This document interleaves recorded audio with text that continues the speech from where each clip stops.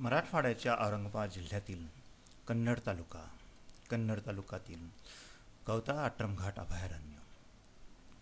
गवता आट्रमघाट अभयारण्य हे निसर्गसंपन्न ऐतिहासिक असा वारसा जतन करणारं आणि पर्यावरण राखणारं असं हे अभयारण्य. या गवता अभयारण्यात सीतान्हाणी ही एक प्राचीन वास्तू आहे. गौतम ऋषी आश्रम ही एक प्राचीन वास्तू आहे. सीतान्हाणीच्या बारकाव्यांचा विचार करता सीतान्हाणीपासून तर थेट खाली भिलझरीपर्यंत पूर्ण डोंगर कोरून पायऱ्या केलेल्या आढळतात.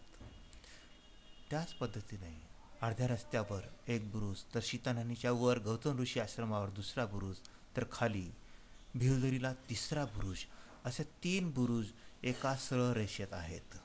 आणि सीतान्हाणीपर्यंत येणाऱ्या, भिलझरी ते सीतान्हाणीपर्यंत आणि त्या तलावापर्यंत येणाऱ्या 7 फूट रुंदीच्या 30 फूट लांबीच्या एवढ्या मोठाल्या पायऱ्या म्हणजे या सीतान्हाणी म्हणून गणल्या गेलेल्या या पडक्या मंदिराचं गतकालीन वैभवाची साक्ष आपल्याला मिळते. त्यावर इतिहास संशोधकांनी विशेष प्रकाश टाकण्याची आवश्यकता आहे. आपण बारकाईने पाहिल्यास वरचा बुरुज, सीतान्हाणी समोरचा बुरुज आणि खाली भिलझरीचा बुरुज हे सरळ एका रेषेत आहेत. आणि या मधल्या बुरुजातून खालून जाणारा रस्ता जो संपूर्ण पायऱ्यांनी कोरलेला आहे, छुप्या मार्गाने येत असताना वरच्या बुरुजावरून त्या रस्त्यावर लक्ष देता येतं. या पायऱ्या अजूनही स्पष्ट दिसत आहेत. या ऐतिहासिक वारशा पलीकडे आपण गवतायाला पुन्हा निसर्ग सौंदर्य या दृष्टीने पाहिलं तर खूप असे धबधबे, खूप अशा खोल दऱ्या, हे हिरवी अशी वनराई आपल्याला पाहायला मिळेल. कुटुंबासह फेरफटका मारायला सगळेच येतात, परंतु इतिहासकारांनी सुद्धा या लपलेल्या इतिहासाला उजेडात आणणं आवश्यक आहे.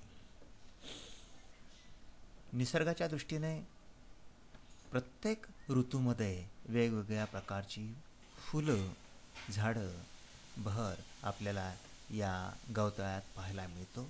या गवताळ्याला भेट द्या, गवताळ्याचा सौंदर्याचा आस्वाद घ्या, गवताळ्यात लपलेल्या इतिहासाला मोकळं करूया.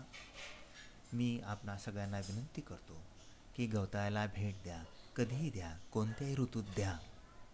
गवताळा आपलं स्वागतच करेल.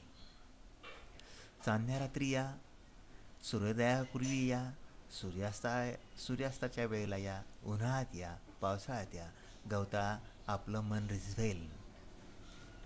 असा हा आमचा कन्नड तालुक्यातील वैभवशाली गवता आट्रमघाट अभयारण्य. आपण अवश्य भेट द्यावी. नमस्कार.